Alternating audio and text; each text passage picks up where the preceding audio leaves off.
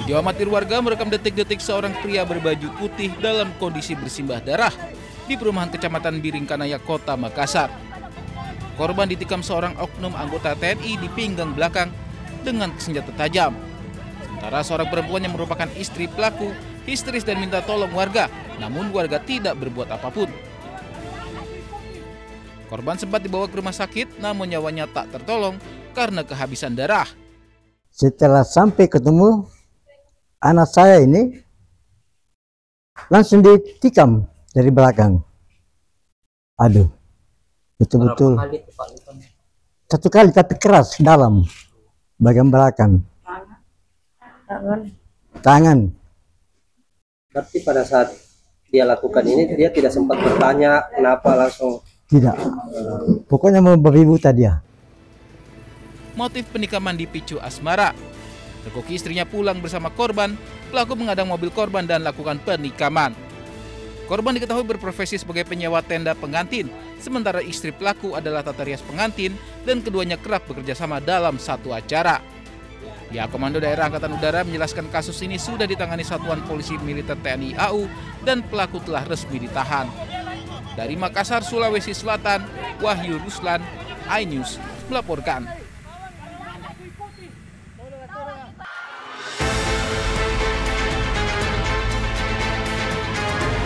Presiden Prabowo Subianto menaruh perhatian terhadap kasus bullying yang belakangan menjadi perbincangan.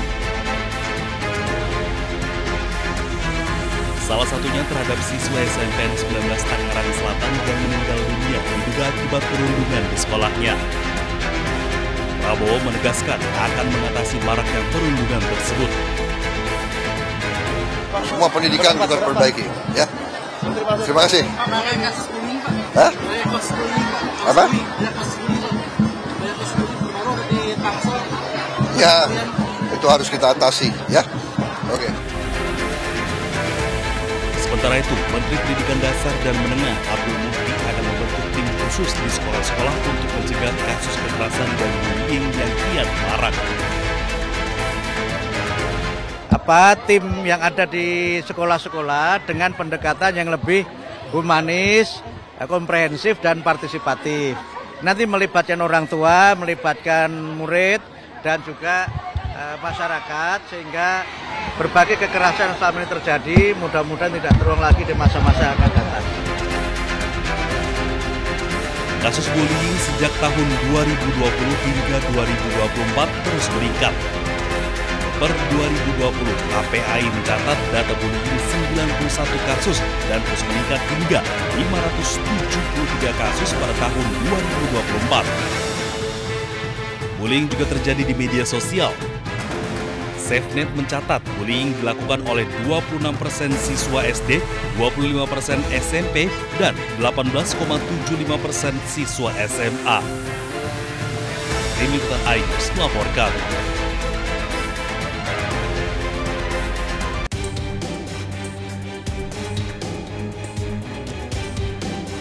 Direktur Intelijen Keimigrasian Kementerian Imigrasi dan Pemasyarakatan Kombes Pol Agus Waluyo menerangkan buronan asal Tiongkok tersebut merupakan direktur utama dari perusahaan properti yang berbasis di Tiongkok, di mana diduga terlibat dalam kasus pinjaman koperasi kurang lebih 980 juta yuan atau 2,2 triliun rupiah. Status buronan ini melekat kepada pelaku usai diduga melarikan diri ke Indonesia usai gagal melunasi pinjaman koperasi tersebut. WZ ditangkap di kawasan Nagoya, Batam pada hari Kamis tanggal 13 November 2025. Tim penindakan dari Keimigrasian dan Intelijen di kantor imigrasi Batam melakukan pemantauan, kemudian secara intensif sejak menerima informasi ya kurang lebih pukul 11.30 WIB, selanjutnya tanpa perlawanan WS bisa diamankan oleh tim dari imigrasi. Sementara itu, pelaku dikategorikan sebagai pelaku kejahatan keuangan berstatus daftar pencarian orang kepolisian internasional sejak 11 November lalu. yang bersangkutan termasuk kategori financial fugitive, jadi pelaku kejahatan keuangan, dan sudah dimasukkan dalam daftar pencarian orang di negara Cina, di Tiongkok sana. Pelaku menetap di Batam sejak Oktober lalu dan melakukan penipuan finansial bagi warga Tiongkok dengan basis di wilayah Indonesia. Dari Jakarta, Ismalia Hoirudin, iNews melaporkan.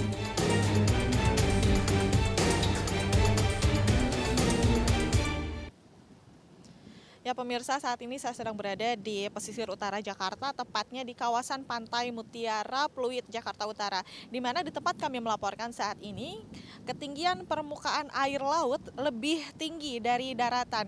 Dan per hari ini, berdasarkan informasi yang kami terima, ketinggian air sudah berada di 0,96 meter di atas daratan dan hanya terpisahkan oleh tanggul ini saja. Yang mana ketika air sedang pasang, permukaan airnya ini semakin tinggi, otomatis tekanan air di bawah juga ini semakin besar, dan tentu inilah yang menjadi kekhawatiran warga di sekitar kawasan Pantai Mutiara ini, di mana ketika tekanan air semakin besar, otomatis tanggul ini akan semakin terkikis, dan kekhawatiran terbesarnya adalah tanggul ini semakin akan jebol.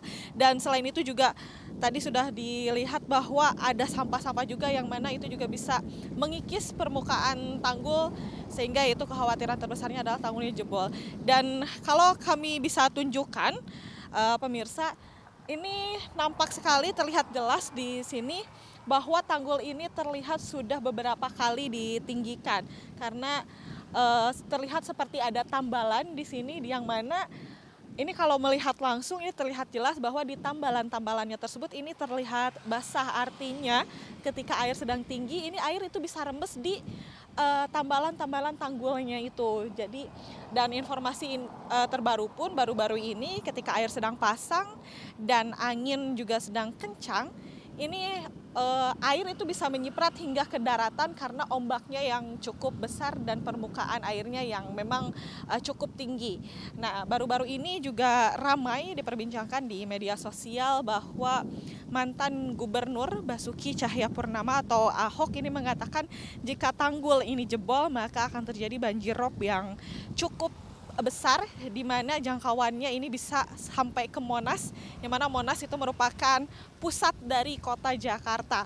Namun Gubernur Pramono Anung juga sudah menanggapi hal tersebut dan mengatakan bahwa sebetulnya tanggul ini aman, namun juga sudah ada upaya-upaya yang dilakukan oleh Gubernur Pramono Anung seperti mempercepat pembangunan giant sea wall dan juga menormalisasi waduk dan juga kali-kali yang berada di sekitar kawasan pesisir Jakarta Utara, dan tentunya ini untuk meminimalisir terjadinya tanggul jebol ataupun permukaan air laut yang semakin tinggi.